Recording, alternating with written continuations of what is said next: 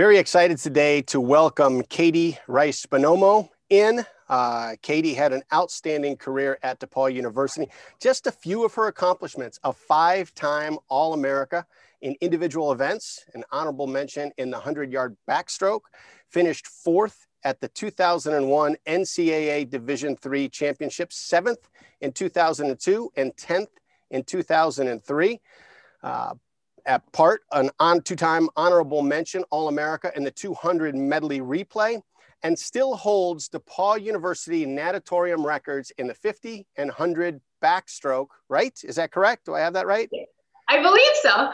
And was the team MVP as a senior and earned the program's Tiger Award as a sophomore for her work ethic. 2003 NCAA postgraduate scholarship recipient. Amazing career. Congratulations on your induction into the DePauw University Athletic Hall of Fame, and welcome. Thank you so much, Fred. Okay, so take me back through how in this first chapter, I want to learn about your life before DePauw. So take me back to where you were born, where you grew up and how you got into swimming. So I was born and raised in Cincinnati, Ohio. And the pool, so our first home that I grew up in had a pool. And my mother is not a swimmer at all, so she was very concerned about making sure that I would at least be water safe. And so she decided to take me for swim lessons, like mommy and me swim classes, when I was about 2 months old. Wow. And they would have us to teach water safety. They would throw the infants into the pool off the side and then teach us to come up, kick on our backs and flip over. So I think my mom, apparently, I think my mom started me with the backstroke early on when I was about 2 months old. So I can imagine, your mom may have been more fearful of you taking this adventure on since she didn't have that. And your dad probably had this beaming pride that, hey, I recognize this talent. At what age do you think that they started recognizing that you might be different than other swimmers? So I joined the swim team when I was 5 and was just a very mediocre swimmer for a good long while. But by the time I was 9 and 10, I started to get some team records and emerge as, winning some championship meets at the end of seasons, and started kind of having more success as I turned kind of the 9 to 12-year-old range.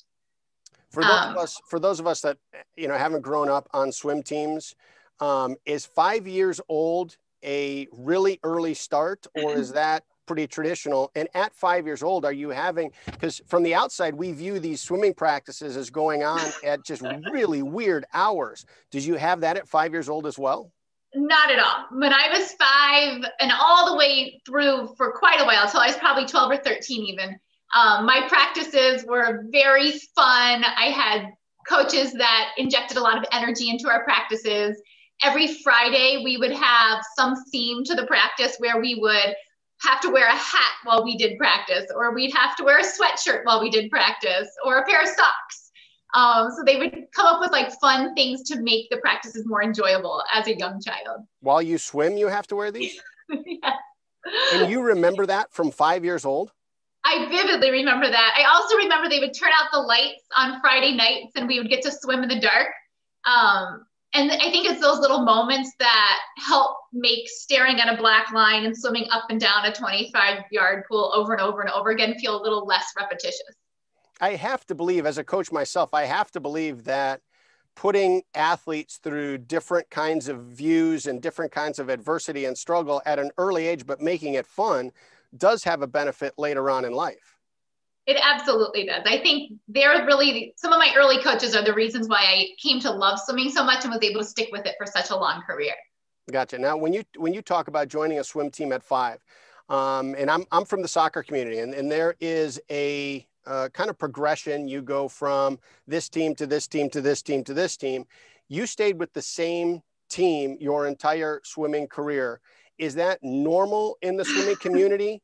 And were you ever tempted to leave? No, I really wasn't. So my coach growing up, his name is Mike Leonard. He coached me from the age of 5 all the way through, even in the summers in between seasons at DePauw, he would coach me still. And so he's just such an inspiring coach, and he really understands what swimmers need in those different moments. He knows when to push you. He knows when to give you a big hug. He knows when to laugh with you. He knows when you're frustrated. And so I just had such a beautiful relationship with him. He's essentially like an extra family member to us. So I never really considered going to any other team. So when did Coach Leonard think that you had something? Do you remember a conversation where he said, hey, you might be pretty good at this? Yes, Coach Leonard would get very upset with me because I was a 3-sport athlete. So I would do volleyball in the fall and I would do track in the spring. And I think he recognized my potential when I was, 7th, 8th grade coming into high school. And he was always, I think, a little frustrated that I was kind of starting behind the 8 ball from the other swimmers. I wouldn't join into the practices till about November. And I think he really thought if I would get a little bit more focused on swimming and dedicate a bit more of my focus to the team, that I could be a better swimmer. And I certainly know he's right. But I also had a really good time playing those other sports. And I think it helped round out my development as an athlete. And again, it kept swimming fun. And I think it allowed me to have some of the successes I was able to have in college. Absolutely. Absolutely. Okay. So you talked a little bit in our communication prior to this about your sophomore and junior year. You got a bit frustrated in high school that you didn't feel like you were having the improvement and adjustment in there. Can you describe what you were going through, what you recognized in your own development that got you into maybe a frustrated place? Yeah, it was a very challenging time. I kept training the same way I had always been training as a 12 and 13 and 14-year-old. But I think, as is common for a lot of female swimmers in that age group, when you don't then pair that with lifting and getting stronger in the weight room and outside of the pool, that you can kind of start hitting a little bit of a plateau. And I certainly did that myself. So I got a lot more serious under the guidance of Coach Mike, and he also had some weight coaches that would work with us after practice in the weight room. And it was through kind of that increased dedication in the weight room that I was able to start having some success again with swimming. Okay. And then, go ahead. Oh, I was going to say my senior year in the fall, again, I had been playing volleyball and not training as seriously as I should have, but still trying to stay committed to my lifting and still trying to go to like 1 or 2 practices a week in between the volleyball games.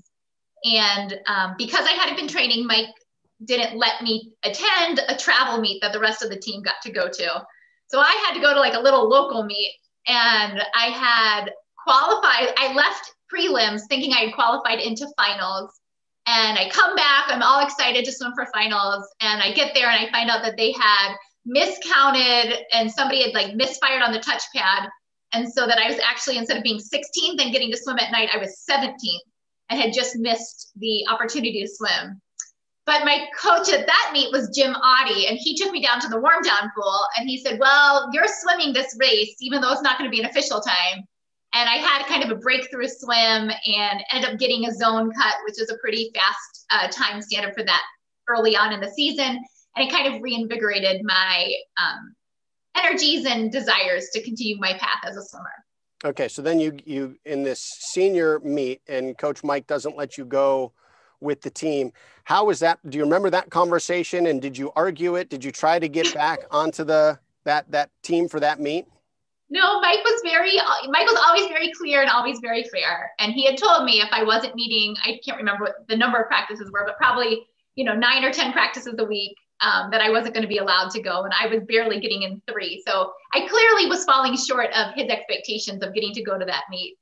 And so I accepted that was the outcome. And my parents are always very good about that. My dad is, a big believer in the saying, say what you mean and mean what you say. So he knew that I had to kind of accept my decisions, that I had gotten to play volleyball and that now I didn't get to go to the travel meet. And I instead was going to be at this meet that was local.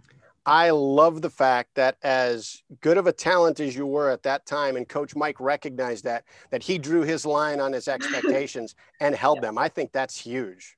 He's a great coach. He is. Okay. I can say that now. So from there now, you have this meet that you're with this other club, you're at this other event, a smaller event, and there's a glitch, false start that puts you at 17 instead of 16. Obviously, additional frustration. So you have 2 years of frustration. You do the lifting. You can't go with your team. You come here. There's a setback. How do you go to the warm down pool and then set a, was it a personal best or? It was my personal best by about 7 seconds. How does that happen?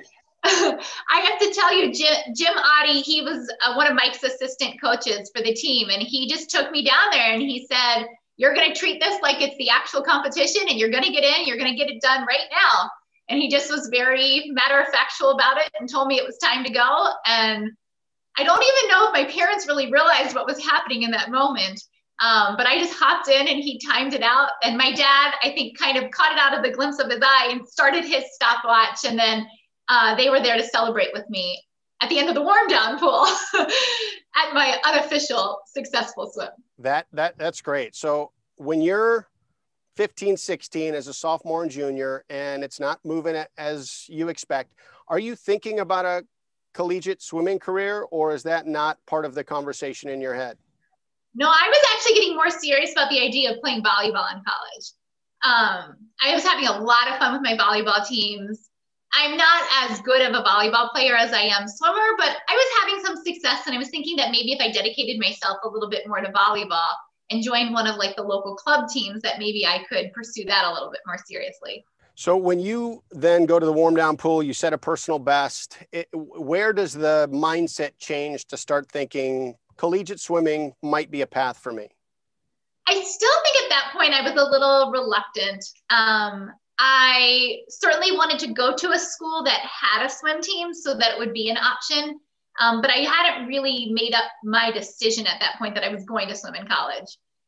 So then I spent the spring and summer of finishing my senior year, and then right after senior year of high school, my dad would get very emotional and sentimental and say, oh, this is the last time you're ever going to swim in this pool. And this is the last time you're ever going to be here. And he'd bring me lots of flowers.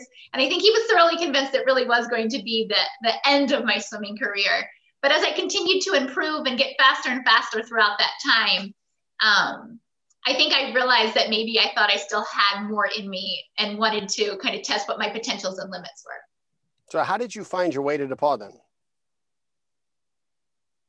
I had gotten so much literature in the mail from all these different schools, and I'm an only child and very much a homebody. So I looked pretty seriously at like Wake Forest and Davidson College, but I didn't really think I could stomach the idea of being 8 to 10 hours away from home. But on the flip side, my parents knew that if I didn't get a little bit away from home, that I might still be living with them today. So they kind of told me that schools like Miami University and Xavier University were not schools that they would really support me going to. So I knew that I had to get like an hour away, but I knew that kind of for my own personal love of home, that I really probably wouldn't do well more than 3 hours away. So then that kind of created a whole new sphere of schools to consider. My dad went to Marietta, and so he kind of got me focused in on like maybe I would be a good fit at small liberal arts schools. And it was kind of through the process of looking at schools like Center College and Wittenberg and Marietta and DePauw that I kind of really, in visiting those, I really came to love DePauw. So I want to spend the next chapter here talking about your life at DePauw. So you mentioned that you are an only child and you wanted kind of a homebody, want to stay close to home. So that can't be an easy transition to all of a sudden, being 3 hours, 2.5 hours from your family and being out on your own. How difficult was that transition to college life for you?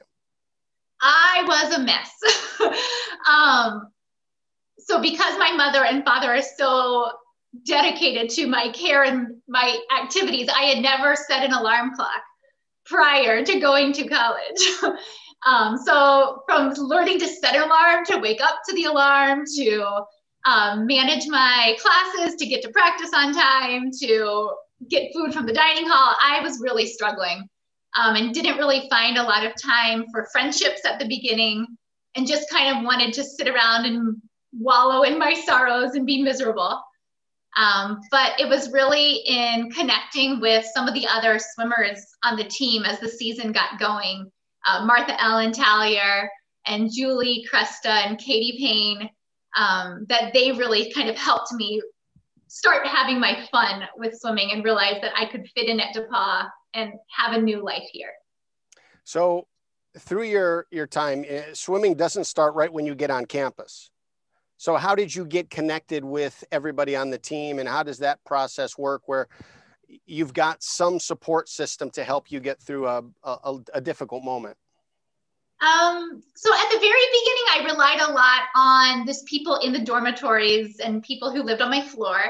I lived in Longden too. But luckily, swimming practices, like coaches' practices, did start pretty early on. So then by early September, we were starting to have some coaches' practices or captains' practices, and starting to at least find my rhythm there. Gotcha. And you qualified for nationals each year. I did. How uncommon is that? I think it depends on different schools. For the women's team at DePauw at that time, that was on the more uncommon side. At some of the other more established Division III swimming programs, I think there's a lot of swimmers that get that opportunity. And so this couldn't have been an expectation. When you look at your sophomore, junior, senior year in high school and some of the ups and downs of adversity, you come into DePauw and you wind up qualifying for nationals. That had to be both an exciting moment and a surprise moment. When you got out of the pool and you figured out where you were at that point, what was that emotion like? Well, it made me reflect back to several conversations I had had with Coach Mike Leonard, of him telling me if I'd only dedicated myself to swimming, that I might actually have some success with this sport. And so I had spent the whole fall, instead of playing volleyball, I had been going to my 2-a-days swim practices and really staying committed to my lifting in the weight room.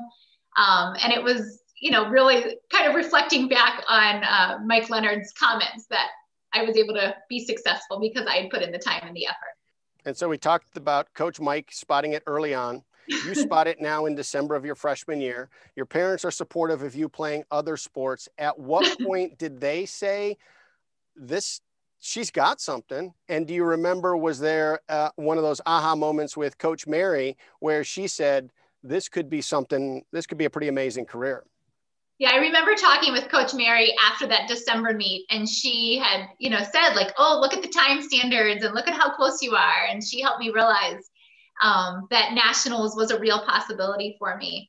But my parents continued to be, very much, what do you want to do?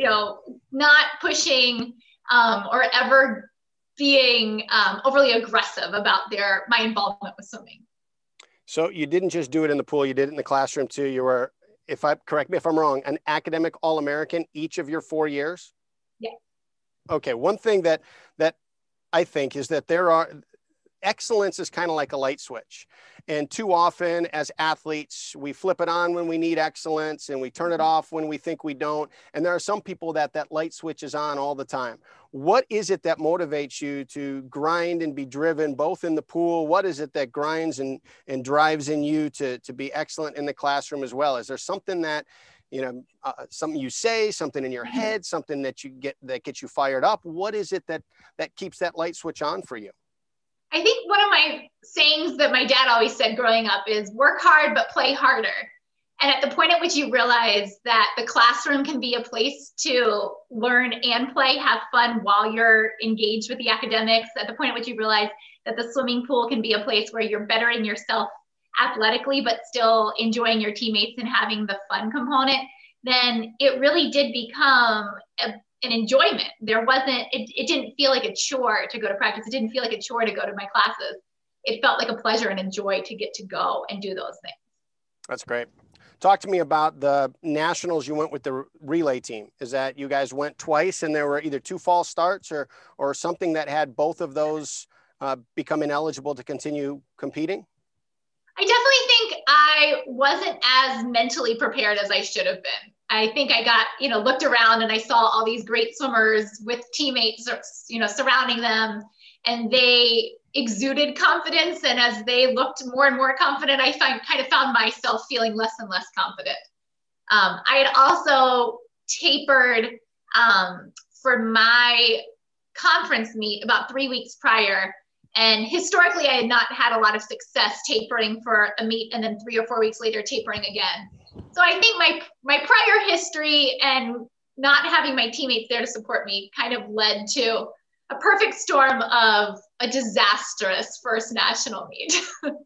Okay, and then how with experience and time and self-belief, and the fact that now it's not really your first year of success, you've put together quite a resume, and now the other swimmers on deck are not as intimidating because your times are in that same ballpark. How do you develop in that mindset, and when did you notice that, hey, I'm an equal and I can handle this? My sophomore year at nationals, I kind of went in with my game face on. As my coaches like to say, I had my blinders on like a horse race, and I wasn't there to worry about the other girls or the other teams. I was just there knowing that I had put in my full season of work and my time into the weight room. And I was able to really put things together my sophomore year at the national meet. Okay, and go back. I'm sorry I cut you off on that. I want to hear about the relay teams that either false started or got disqualified. And then I'd like to hear how you guys handled that moment, because it's a big moment and then all of a sudden it's over. It is a big moment. So that was my junior year. The first time it happened was my junior year at Miami University. We had qualified into finals. We were in the top 8. I think we were actually seeded 8. And we, are swimming the race and everybody's excited. And, at this point we're feeling really confident. Everybody had a great morning swim. And then right as the race is finishing and our freestylers touching the wall, they raise their hand with the official. And that's always the dreaded indicator in the world of swimming that you've been disqualified. And the team really struggled. We had been on such a high, and then to realize like, oh my goodness, we've now been disqualified from a false start. And we knew though that we had 2 more days of swimming ahead of us. And so we were going to have to rally and support one another. And I think drawing upon some of my experiences from freshman year and not having a lot of success at that meet kind of helped me then help all of us get refocused and get ready to compete on the next subsequent days. And how'd those days go? They went pretty well. Our relays didn't qualify into finals anymore, but I think individually we each were able to put up some best times and finish strong and place well. Okay, I think this is so incredibly awesome. Can you remember when it started and how long it continued that your parents gave you 1 peppermint after a swim meet? I know that it was happening by the time I was 6 or 7 years old.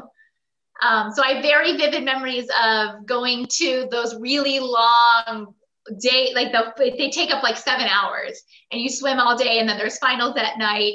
And my dad would keep peppermints in his pockets. And no matter what the outcome was, he would always kind of reflect back on the race with me and then give me a peppermint after it was done. And he continued that all the way through every race that I swam, all the way through college. And he actually even had a peppermint for me on the one he missed when he got his gallbladder taken out, because he had one when I visited him in the hospital. That is awesome. Did you ever ask why 1? No. Did you ever ask why peppermint? No. I'm guessing that because we would have Chinese food sometimes right before or after a swim meet. And so sometimes they would give you like the handful of peppermints on your way out. But yeah, he always had the peppermints. And there was never a forgotten peppermint? Never. That's amazing. Okay. So I actually carried those traditions on with my kids now. So my daughter gets a starburst for being a star after every one of her gymnastics meets. And my son gets a sweet tart for being a sweetie after every one of his swim meets. So awesome. Now, trying to kind of pay that for it. Do they know the peppermint story and everything? They know the peppermint story for sure. Okay. Love it. Absolutely love it. So I reached out to a lot of your friends and family from way back to now. And the connection that you have with the people you swam with is amazing. And it still continues to stay. It's that very many of the families are intertwined and connect annually. Is that a sport thing that you guys are together on a team and the team is close and it's a cultural thing? Is it the fact that you all sacrifice with these early mornings? So you're sacrificing at a different level than some athletes. What is it that keeps these different generations of teammates so connected? I think it's all of those things. I am so close with the girls that I got to swim with in college. We also got to live together and room together. So our lives were fully intertwined all throughout college. And I feel so lucky that all of us have remained committed to getting together once a year at least. And our families now know each other and our kids know each other. They call each other cousins. And I think part of it too, with me being an only child, these are the sisters that I never officially had, but have become sisters in my life now. So take me back into the pool. Heading into the, you're different because when you go to nationals, you don't have a firm date on when things are going to end. It could end whereas, for soccer, here's the end date so as you're competing, do you recognize when it is your last time competitively being in the pool? And how does that change you coming in? And what's the emotion coming out? So my very last swim was the 200 backstroke, and I qualified into finals, luckily. And so I had one kind of last opportunity to swim, and I was back at Emory. So both my freshman and senior year nationals were held there. And it definitely was like a very nostalgic, emotional moment, kind of reflecting back on, ever since I was 5, my 17 years as a competitive swimmer. And at that point, I had my teammates there. My parents were there. I knew everybody was there to support me. And I just got to kind of get in there and leave it all in the pool. It was not my best swim ever, but it's definitely one that I remember and can still think positively about. So you process it, you understand it, but was there a moment when you sat back and realized, because sometimes when a season ends and you've never not had another season coming up, it still feels just like a normal season. Was there a moment when you felt like I'm supposed to be competing and I'm not? I think it was quite a bit later when I had an opportunity to actually go and coach at Western Reserve Academy. It was when I was preparing all of our swimmers for their championship meet. And then to really realize that was now my new role in the swimming world, and that I wasn't going to get to go off to the corner and put on my headphones and get my game face on to go get ready for those competitive moments, but rather it was my turn now to help motivate my swimmers to go get ready to do those moments themselves. Awesome. So that's what I want to talk about in this next chapter is your life after DePauw and where your journey has taken you. So fill me in on what you're doing now, in that path from DePauw, how you got there. So fortunately for me, Chris Berner was the Dean of Faculty at Western Reserve Academy, and he read the first line of my resume, which said, "Teaching math and coaching swimming, a combination that excites me." And that was enough to motivate him to give me a phone call and an interview. And I came up to Cleveland, Ohio, and fell in love with the campus and the students and my coworkers. And I have been teaching at Western Reserve Academy for the past 18 years. Wow. And I've gotten to teach math. And for 11 years, I coached swimming. And then for the entirety of my time at Reserve, I've also had an opportunity to coach volleyball. So you enter right out of school, teaching, and you're teaching math and coaching right away the swim team? Yes. How was that transition going from competitive athlete to now coach in 1 year? I definitely think that I was able to bring a lot of my experiences as an athlete to the pool, but I was definitely very young in regards to my ability to coach. Fortunately, the head coach, who's my now husband, had already coached for a year. So he was a good guider to help me learn some coaching techniques, as well as I work with a woman in the volleyball world. The head coach there is Sherry Clista, and she's a coach, and she had already been coaching for about 15 years. And so they had kind of given me guidance as to how to take my athleticism and translate it into coaching. do you remember any moments that, you know, maybe at the time didn't feel like I could have handled that better, but now in hindsight, you look back and say, as a young coach, I probably handled it this way and should have handled it that way?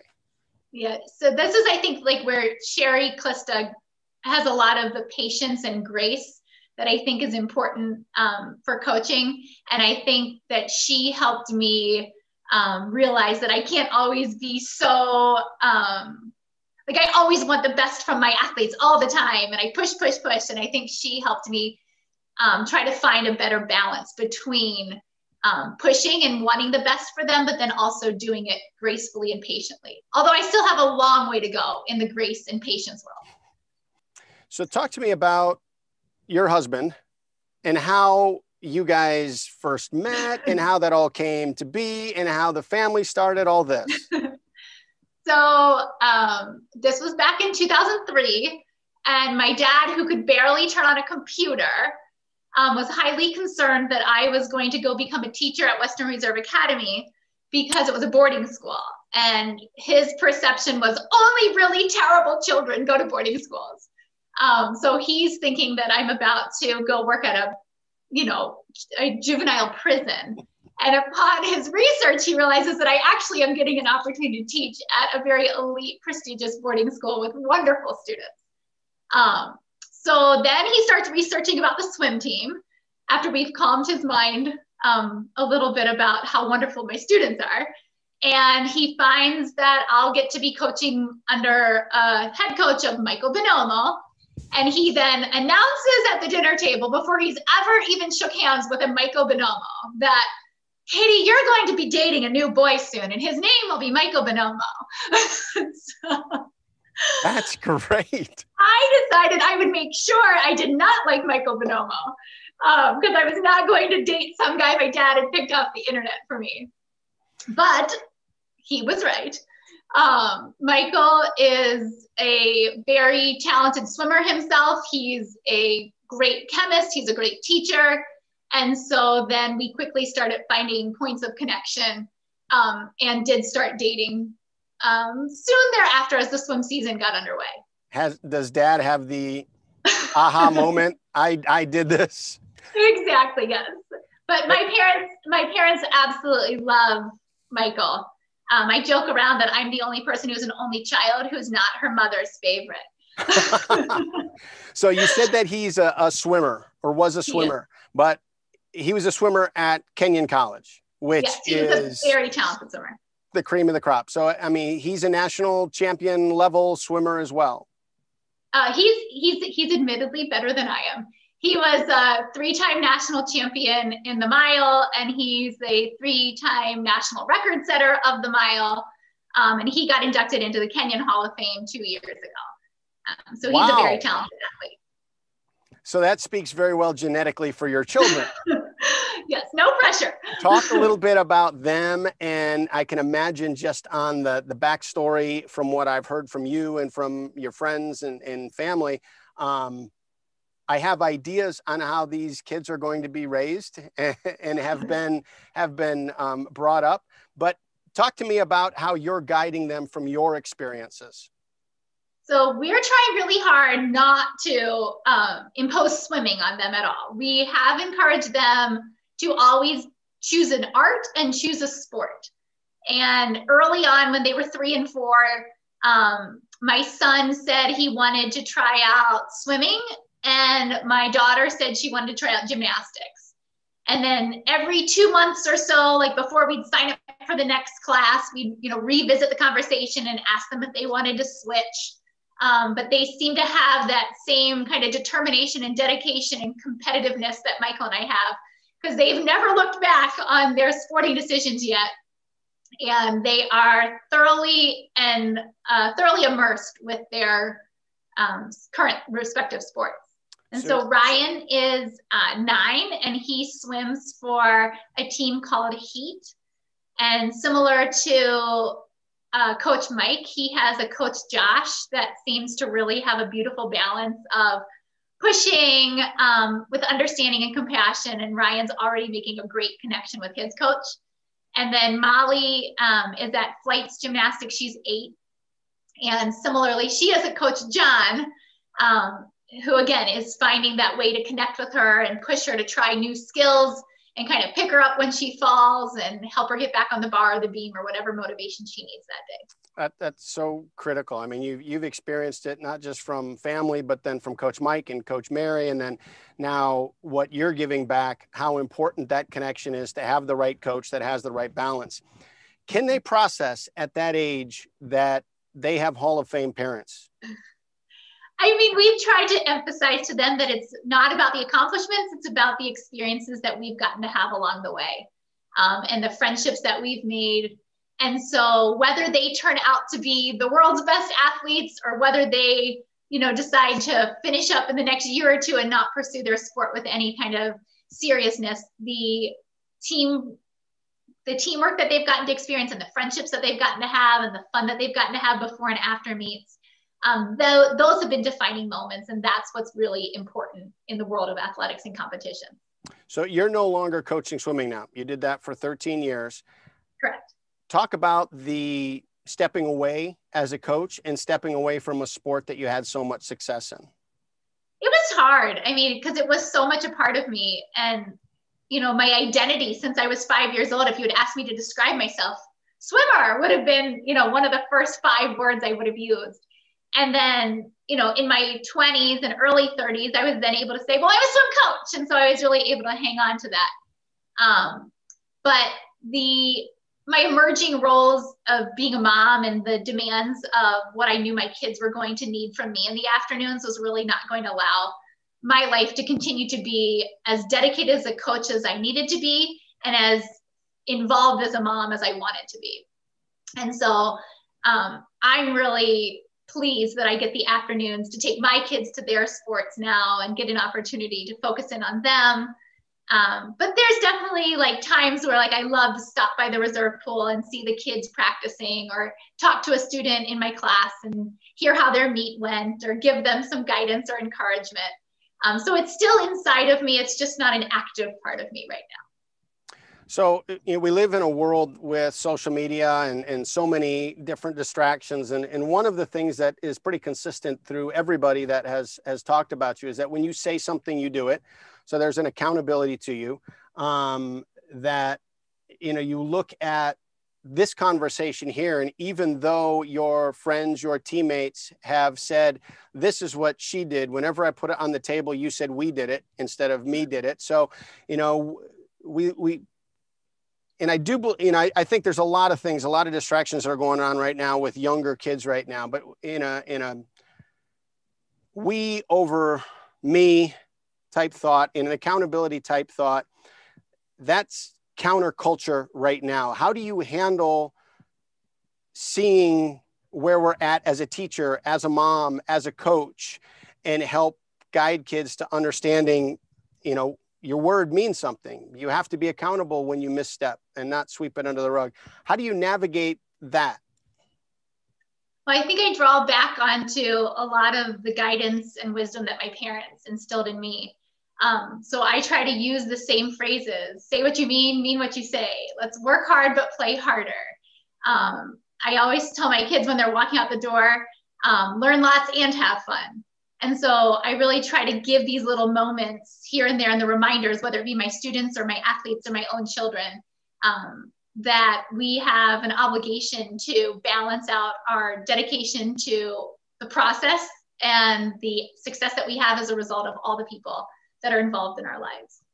So if you're writing a letter to Katie back in 15, 16-year-old, when she's back in that sophomore, junior year, kind of struggling, what would that letter consist of?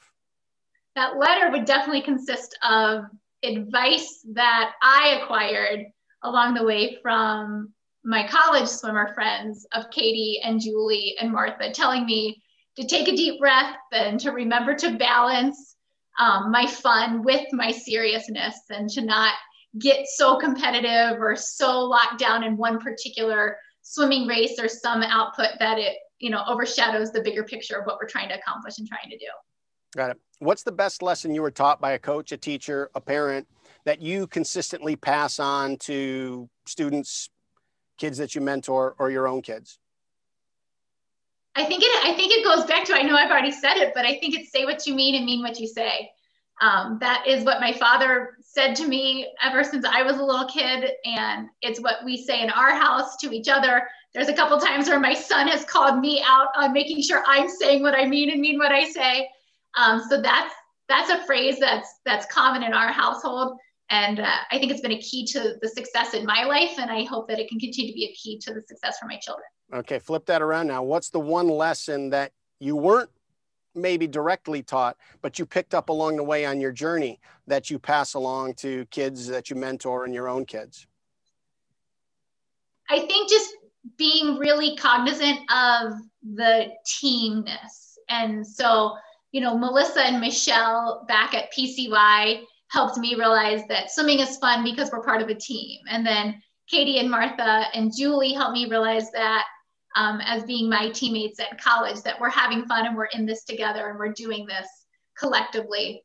And so trying to get, you know, my volleyball players to realize that we're all a part of this team, and, you know, one shining star doesn't let us have success. And if one person has a bad day, we all had a bad day. So how can we rally against, or rally with each other and work towards a common goal is really important. Okay, two quick questions to close this out. Coach Mike, the first thing that pops in your mind when I say the best advice he ever gave you? He doesn't have like a little catchphrase, I would say. But I think Coach Mike was the one who really taught me that if I really dedicate myself to my cause of what I want to get done, I can get it done. Okay, same thing with Coach Mary.